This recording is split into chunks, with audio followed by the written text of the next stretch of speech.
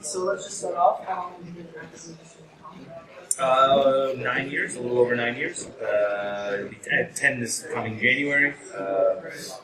Since I was 22, I had done some other comedy-related stuff beforehand, like acting and some sketch comedy, but pursuing stand-up, so just a little over 9 years, yeah. Okay, and what kind of school did you do for?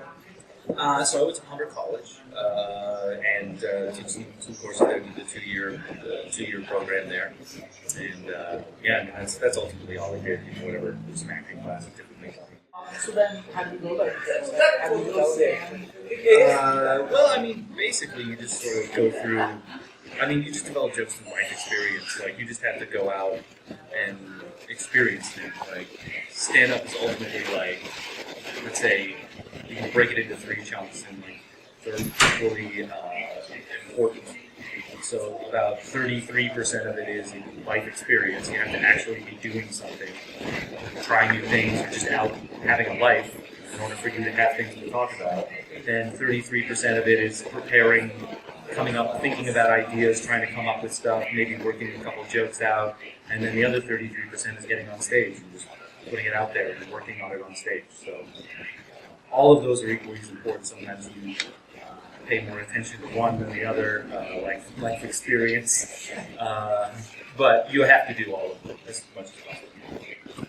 Are you the type of person who writes out a joke and then tries to memorize it, or do you just kind of on the fly? Or? Yeah, no, I used to do that when it first started. That was like my way of doing it because, again, it was more of an acting sort of sketch sort of mentality. It was like, know your lines. So I would script things out almost in like a monologue type form, memorize it all, and then try not to forget it.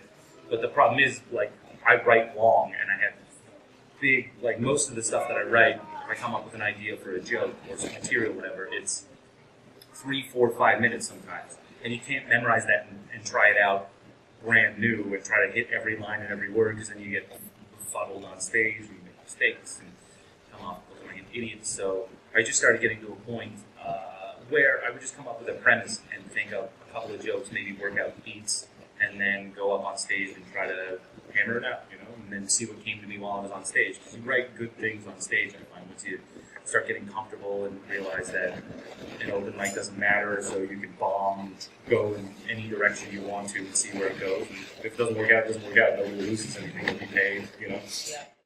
I never recorded myself. I think maybe in the first couple of years I recorded maybe 3 or 4 sets, and then what ended up happening was anytime, this was like sort of later on, so this was probably past the 2-year mark, but it was like one time I decided, you know what, I'm going to record this set, and it was like a 20-minute middle I was doing at Yuck Yucks, and I watched it, and I hated watching myself so much because I thought I was doing really well on the show. When I watched it, I probably was doing fine, but the camera wasn't picking it up, and I just started getting in my head about it, and it set me back for a couple of weeks. I thought, I was like, oh, God, I'm bad. I don't want to do this anymore. So I think when you're starting out, I think it can, some people are fine with it, but I think overall it can be somewhat detrimental to watch yourself work out a joke and see yourself in maybe some degree of agony on stage, and then have to like watch that and go, no, I should still keep doing this, right? Like just rather than creating those anything that can make you not want to do it or think twice about doing things a certain way. I think you should just go out for the first 3, 4 years and not worry about anything. I don't have any jokes that I had from like 2 or 3 years in. You just get rid of that stuff, and I don't tell jokes the same way at all from the way I did 2 or 3 years in. Like, it's just not important, and that's why I don't like older guys who give really definitive advice to younger guys, because they're 25 years in and they just say, oh yeah, you've got to do it this way. And that really will affect somebody who's 2 years in or a year or 3 or whatever, thinking, oh, this guy has been doing it for so long, he must be right. But of course he's wrong. And you have to do it your own way, and you should just not listen to anybody for the first 2 or 3 years. You should not listen to yourself. You should just go, do it, have fun doing it, think that you're doing it well, and then eventually, come to the truths yourself by saying, I don't want to do that joke anymore, it's actually stupid, even though I've been doing it for a year, or, the way I'm doing this, I need to change it. Once you can get to your point where you can self-realize, then that's important, but anything else is just white noise. only take advice from somebody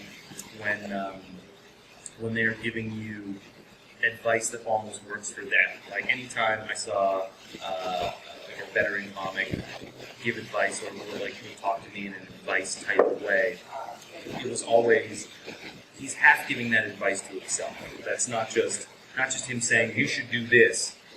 It's like advice like Tim Steves was a guy that I started out. I don't know if you know him, but he writes for the Mercer Report. He's been around for a while. He was a guy that I used to see when I was younger and just relax and stuff. And I always looked up to him, like his style.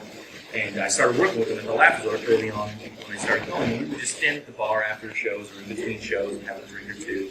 And he would give advice, but it wasn't advice like, "Oh yeah, you need to do this, buddy." You know, it was like more like him also talking about what he needs to do with stand-up. And like, yeah, man, you just got to get out there. You just got to work it out, man. You just got to work this out and not let them, you know, just always very generic, but to himself and to stuff that I could listen to and go, oh, this is very open-ended. This isn't like direct, like you hold the mic too close to your face. And like that's the advice that kills people. And oh, you move around too much out there. It's like, yeah, because standing in front of people for the first couple of years is really weird.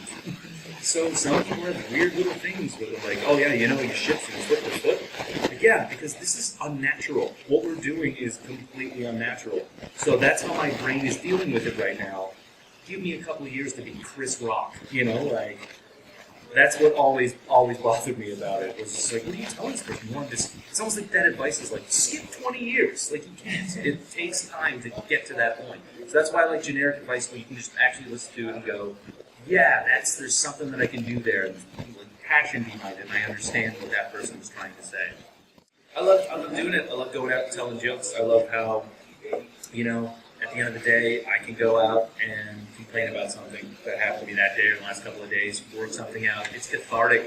Some people get confused and say, oh, it's therapy up there. And some comics have messed it up and do treat it way too much like therapy. But it is cathartic. It's being able to say the things so many people wish they got a chance to say to in front of a bunch of people. And then when people clap and are just like, yeah, that you're right. You're like, yeah, I am right. Awesome. This is the Comedy Cabaret one-on-one with Nick Beaton.